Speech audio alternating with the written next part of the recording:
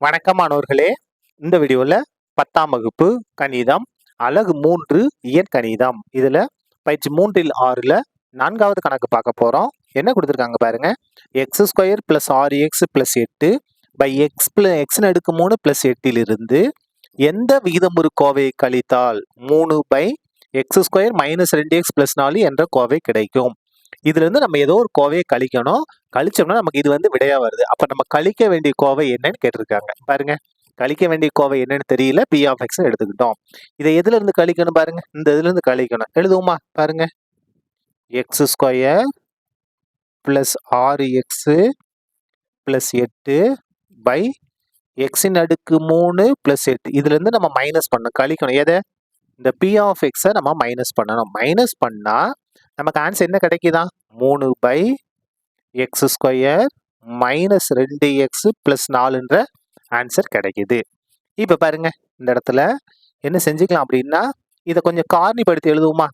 இந்த இடத்துல ஐ மாதிரி போட்டு நம்ம காரணிப்படுத்துவோம். x² கெழு 1, மாறிலி உறுப்பு 8. அப்ப பெருக்க என்ன வரும்? 1 8 பெருக்குனா 1 8 8. x கெழு 6.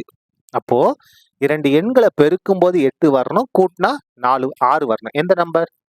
4 2 8. பாருங்க, 4 2 பெருங்க 8, 4 2 6 வந்துருச்சா? பை இந்த x² உறுப்புல அடுக்க விட்டுட்டு அடிமானத்தை எழுதுங்க. அடிமானத்தில் என்ன இருக்கு? x. அப்ப இதை காரணிப்படுத்தினா நமக்கு என்ன வருது?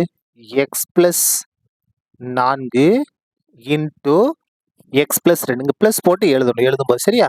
x + 2 பை இதை ஒரு சின்ன மாற்றம் செய்ய போறோம். என்னன்னா, x அடுக்கு 3 + 8 இருக்கு இல்லையா? 8 நம்ம 2 அடுக்கு 3 எழுதலாம். இதை இடது பக்கம் கொண்டு வந்துருவோம். மைனஸா மாறுமா? -3/x² - 2x + 4 ஈக்குவல் இது -p(x) அங்க கொண்டு வாங்க, பிளஸ் p(x) மாறிடும். அடுத்த ஸ்டெப்பு, இந்த x + 4 இன்டு x + 2 எந்த மாற்றமும் இல்ல. இந்த இடத்துல பாருங்க, ஒரு ஃபார்முலா. a அடுக்கு 3 + b அடுக்கு 3 ஃபார்முலா மேல எழுதியிருக்கேன் பாருங்க.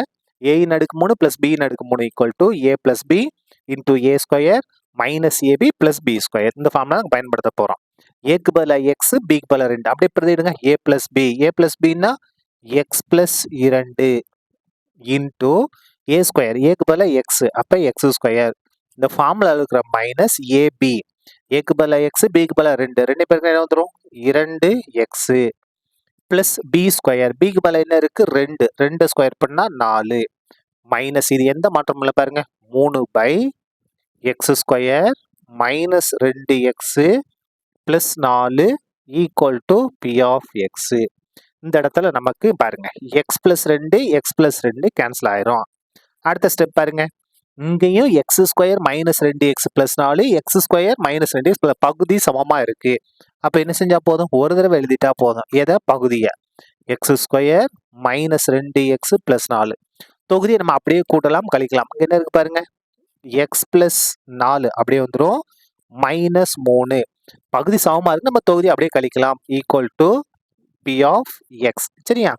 இப்ப பாருங்க, x 4ல 3 கழிச்சா 1. என்ன 1? +1 x² - 2x + 4 equal to p(x). இதான் என்னது?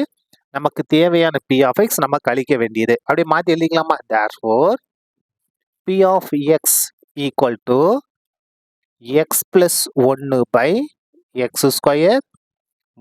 - 2x + 4. இதான் என்னது? நமக்கு தேவையான கோவை. சரியா? அவ்வளவுதான். இந்த கணக்கு முடிந்தது. நன்றி.